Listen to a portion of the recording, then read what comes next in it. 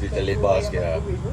Jarum untuk jahit mesin lah, jahit parachute, tali kapal tu kan, tali kebal tu kan. Okey menarik.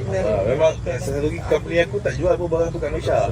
Oh memang Export luar lah, import luar. okey, customer overseas lah semua. Production dia kat sini, Okey. label semua kat sini. Besar lah. Agak-agak berapa orang? Sebab dia 2 shift aku. Untuk Shika lah. Satu shift tak ramai mana, ada 30 orang. Oh tu production lah, untuk production. Untuk production. Kalau office tak tahu. Kira kalau production tu besar agak lah. Selebihnya mesin ni dan ni. Dia ada manual ke? Memang mesin. Dia yang manual macam bagi aku jarum ni, dia ada department dia ada tempering, ada grooming, ada polishing. Yang polishing ni ada part yang mesin pakai, ada yang manual.